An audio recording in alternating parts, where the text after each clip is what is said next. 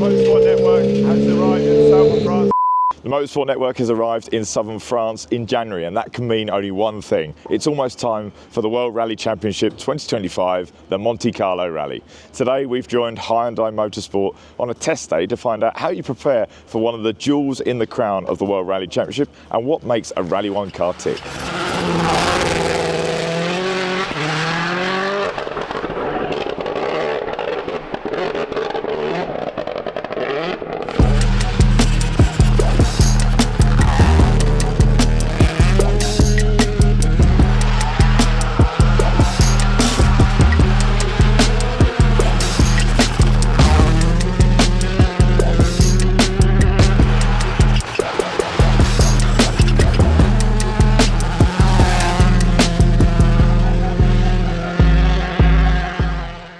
As you can see, the modern World Rally Championship car is an extraordinary piece of kit that can tackle anything Mother Nature throws at it.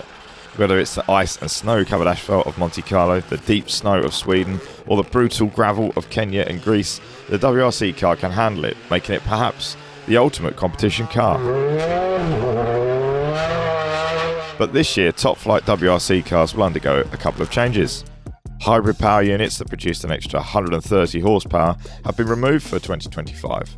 While this will result in a loss of power, the cars are some 87 kilograms lighter and more agile than before, which should provide a whole new variable for drivers and teams to manage for 2025. So let's find out a bit more about the Hyundai i20N Rally 1 car that Thierry Neuville will drive as he prepares to defend his 2024 WRC title. Just talk us through the basics of what can this car do on the stages? Well, it's for sure permanent four-wheel drive, 380 horsepower, 2 differentials, 5 gears. It gets to 100 quite quickly, up to 200 kilometers per hour. But for sure, as all the modern rally cars, it's all about, getting the much traction possible. Trying to be, easy to drive, because normally on the rally is about adapting to perhaps not the perfect setup, not the perfect conditions. But at least to be easy to drive, as reactive as possible, but still manageable, that they don't lose it very, very easy. There's a lot of front aerodynamics here. This is not like your normal road car. Can you explain about the effect of the aero on the front? Yeah, for sure. Different to a Rally 2 or some smaller cars, here we can have, what you said, the aero.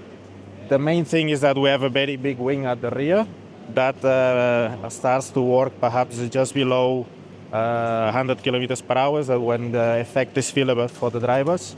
And then the more they push, the more that they feel that the rear is being squashed down, and they can just get the confidence to really push through mid and faster speed corners. But to compensate that, we are allowed to create a bit of shapes, perhaps not as much as the previous generation, but we still can do some aero shapes at the bottom to kind of compensate. Normally, when we talk with the drivers about this topic, they always tell us the more the better, but the limit are the regulations. So for sure, the rear wing needs to fit in a box, and on that, and have some limited profiles, and that basically defines what all the teams have. And it's even down to the wing mirrors have been specifically designed. Even the smallest bits. Yeah, it's one of the last 3 bits where we can work a bit, because all the fenders need to be very clean now, in shape. So here we can still get a bit of aero effect, but as you can imagine, the aero is like going through a river or through the ocean. What you do at the front affects on the rear, so you need to be a bit careful what your front shapes are, because that affects the rear wing. And for this year, no hybrids. The car's 87 kilograms lighter. What effects does that have? Yeah, well, we are for sure. It changes from the moment of the launch. That the drivers now need to work a bit more on the clutch.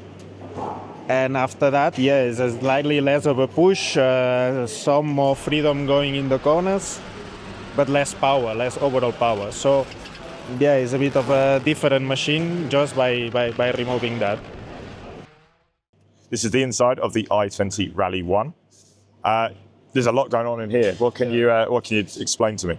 Basically, for the driver, we try to have all the possible and basic controls on the steering wheel, so they can change mainly engine parameters and shifting parameters on the steering wheel. And then in the middle we have the center console where both driver and co-driver can operate.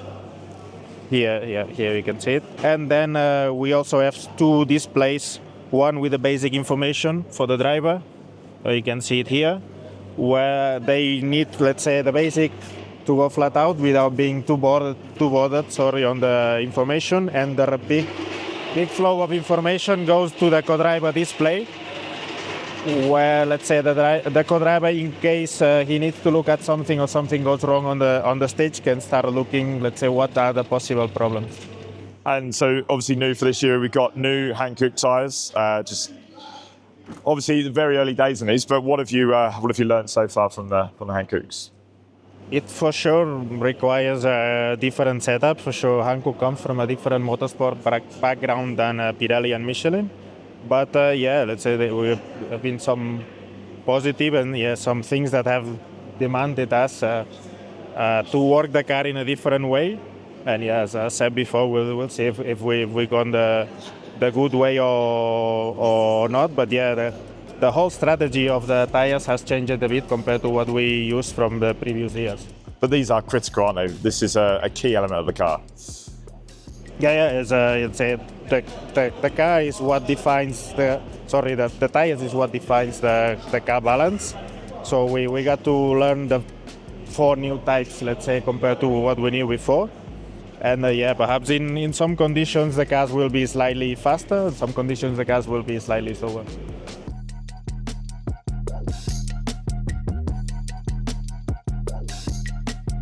Another key component to achieving the best from a WRC car is the suspension and, of course, the brakes. The i20N is fitted with McPherson struts and fully adjustable front and rear dampers, meaning there's a myriad of settings to test to unlock the best results. Then there are the air-cooled 4-piston caliper brakes that produce incredible stopping power on all surfaces.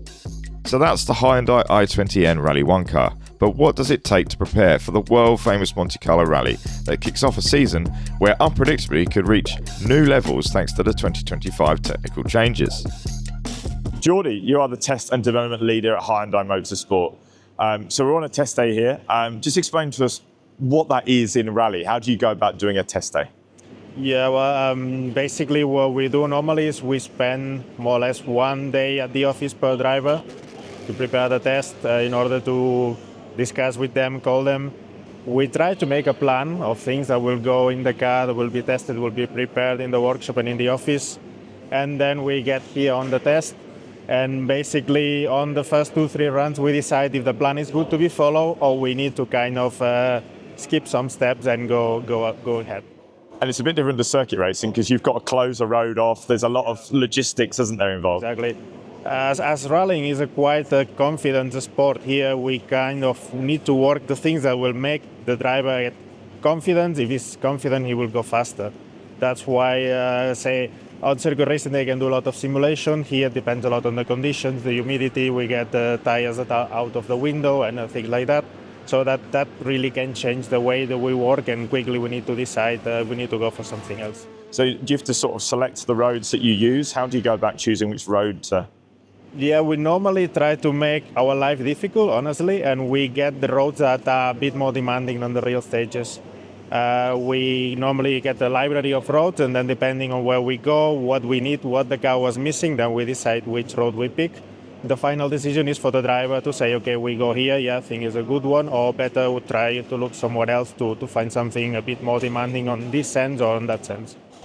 And is that a case of you have to go to the authorities to get that road closed and sort of? Yeah, we always need for sure permission of the local mayor, because for sure that will mean that the neighbors around will have some difficulties to get home maybe that day, but that needs some green light by the locals.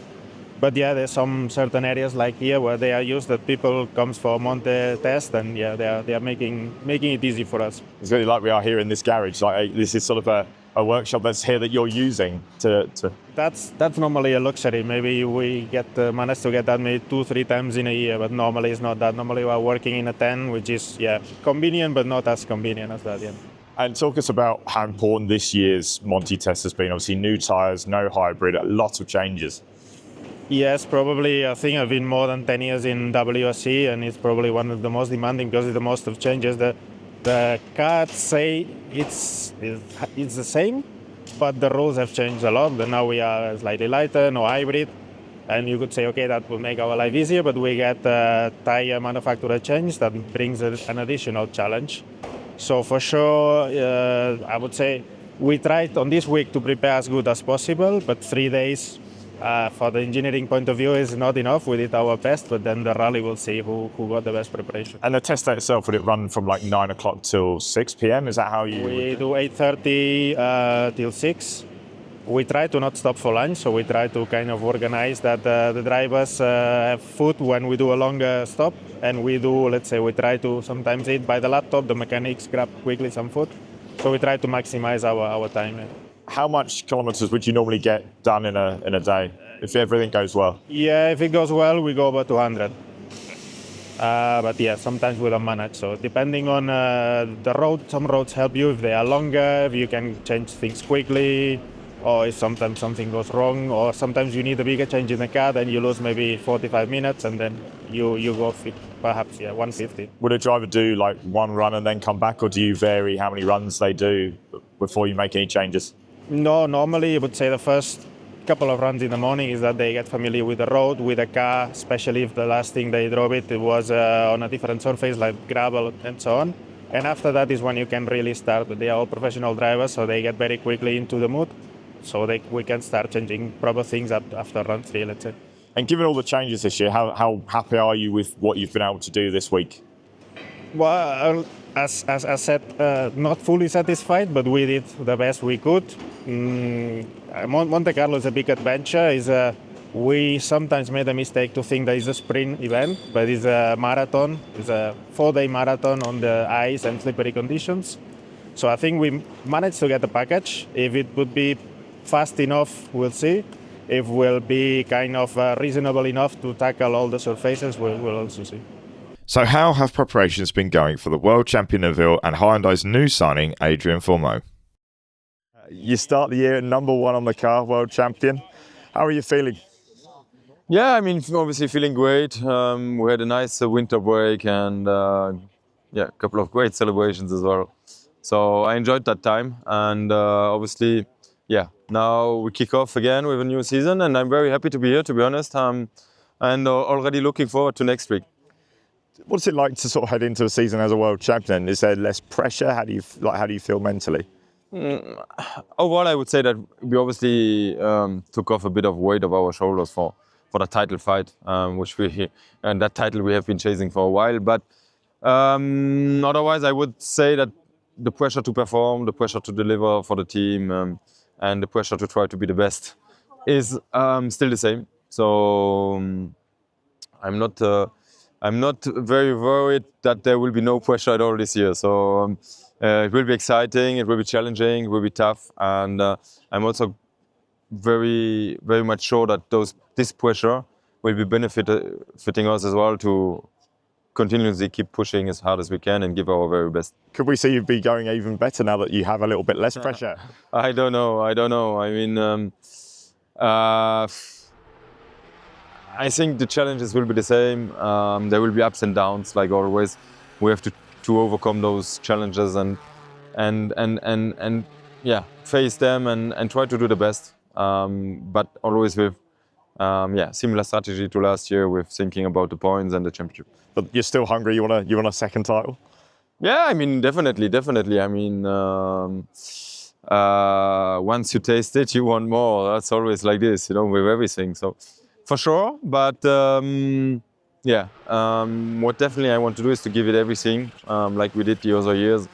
And if everything comes together, we should be right up there.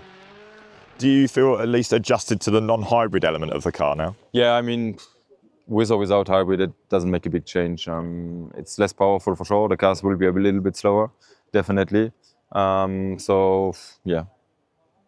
We have no choice. So let's move on to the tyres, and obviously that's the sort of big unknown. How are you coping with them so far?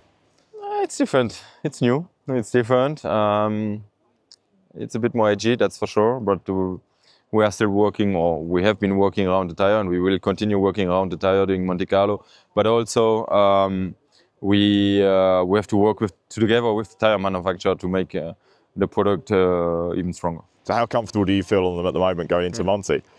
I don't know. I don't think that I'm any more comfortable than anybody else at the moment. I asked Adrien, he sort of said that he felt the slick was okay, but the snow tire not so much. Is that fair? Yeah, I mean, overall, we've seen that on the slippery conditions, we're facing some challenges. On the drier conditions, from what I heard, it should be better. I guess then, sort of, with all that in mind, as you said, a clever approach from Monte is key then, yeah?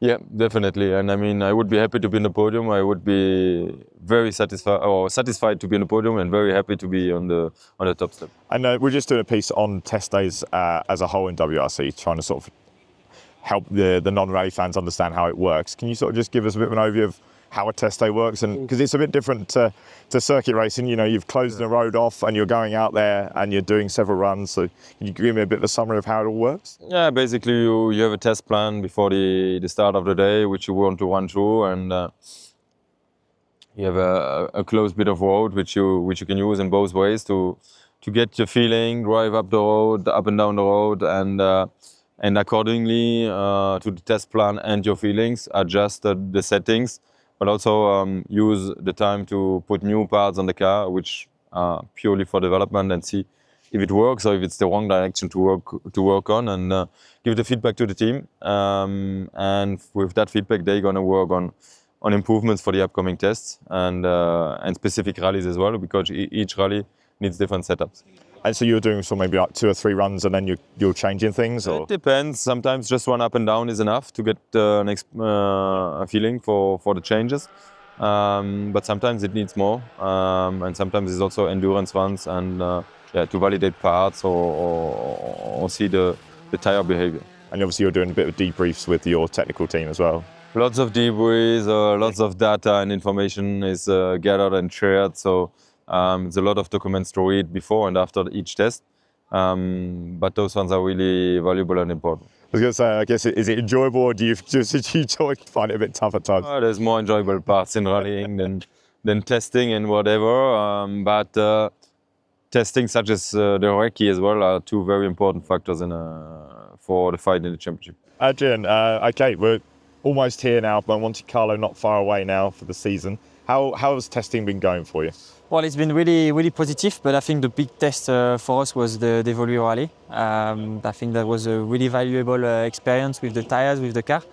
Yesterday was nice also. We were lucky to get some frost in the morning, then humidity drying up, and then full rain all the afternoon. So we had quite mixed conditions, which was positive. Some snow also today. So I feel quite prepared, even if for Monte Carlo you never feel prepared. You always would like to try more because there were so many different conditions, but it's really positive. So that rally last year, you think that was quite important because obviously if you only had one test day, that's quite not much time. Yeah, exactly. For me, it was really, really interesting to do the Evolve, and I really appreciate the team put me in the good position to get confidence with the car before Christmas, so to don't get always thinking about it.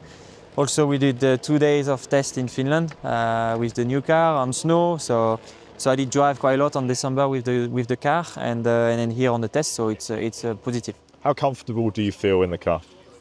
Well, I feel comfortable. After, you always need a rally. I remember last year, even if I knew the Puma, there were some changes, and you are always searching a little bit. But after the test and the Evolve Rally, I feel quite comfortable, and so then I just hope we're gonna do a good rally. Does it feel a lot different from last year? Obviously, I know it's different cars, but also different regulations as well. Yeah, but the car actually, we have lost a lot of weight, and actually the handling of the car, when you lose weight, it's, I would say, easier and nicer to drive. We have lost some power, for sure, and the drivers always want more power, but I think the weight also is a big thing, especially I think on gravel, it's going to be interesting. So no, it's I like the new regulation, for sure. For me, politically, it was nice to keep the hybrid, but it's what the FIA and the promoter decided. And the tyres, obviously, you've had a test day and a rally on these new tyres. What's your thoughts so far? Well, I will repeat what I said to WRC, even if I think they changed a little bit what I said. I said the slick is positive, it's quite good, but the winter is not as it should be. Do you feel at least like comfortable using them in Monte Carlo, or is there, yeah? If the wall stays dry and wet, it's gonna be okay. If it starts to be snowy, ice, etc., it's gonna be really tricky. So, yeah, it's like that. It's the same for everybody, so that's for sure. But definitely a tricky one. How difficult is this Monte Carlo rally going to be? Obviously, no hybrid, new tyres. Like, it's a lot for you guys to deal with. Well, I think within the hybrid, the cars are easier to drive. Okay. They're also lighter, so also easier, I think, to drive at the handling. And so actually, it's positive. I think for me, it's even better that we have reduced the hybrid, so I don't have to learn the hybrid strategy. So at least I can just learn the engine and the chassis. So for me, it's not so bad. But with obviously other tyres as well, that's another factor you've got to work out as well, which should be tough. Yeah, but I think we are not in a bad position because we, like Calais, we did the Devolue Rally, so we had, I think, more valuable experience than the others because on the test day, you can have a full day, full dry, and then the rally can be wet all the weekend, so you don't test it. In Devolue, we had the snow, the slush, then the ice, the wet, the dry. So we had all the conditions, and on my test, I nearly had everything also, so that was positive. And this test, you've had snow and obviously dry tarmac, is that right? Today we had snow, and yesterday we had frost, melting, then wet, then drying up, and then full rain all the afternoon. How important has this test been? Because I know obviously for you, you've changed teams, but there's obviously new rules as well. I guess a lot of work has gone on this week. Well, it's been a long way to be fair. Since December, I'm working with the team to get me comfortable with the car. So we started to their track in Alzeno, then the Devolue, then we drove in Finland, when we drove here. I do the extra day with the peer guys like you, and then it's good. They put me in a good position. I was going to say, I mean, just sort of your expectations for Monte Carlo. What do you think what would you be happy with, shall we say? It's always difficult because in Monte Carlo it's so tricky. It's really difficult to know where you will be. But I know that I like the rally. I like the stages. I know it can be really tricky, but you can lose 1.5 minutes for puncture because in Monte we get quite easily punctured, but also you can get stuck on a snowbank somewhere because you don't have the right tires or just a small mistake, but then you get stuck. It's Monte Carlo, so it's really difficult to expect anything. But for sure we're gonna do our best. And as a season as a whole, if you had to sit down and thought, what am I going for in the championship? What are my main goals? Well, this year I was fighting for the podium of the championship for 6 months, and then we had some liability issue. I just hope to do the same this year, and then if we can do better, then we do better. As you can see, the Monte Carlo rally is incredibly difficult to prepare for. The roads are particularly challenging and can change minute to minute with the threat of snow and ice. Then if you factor in the extra variable of new tyres, it should make this year's Monte even more unpredictable. To find out what happens, make sure you visit Autosport and motorsport.com.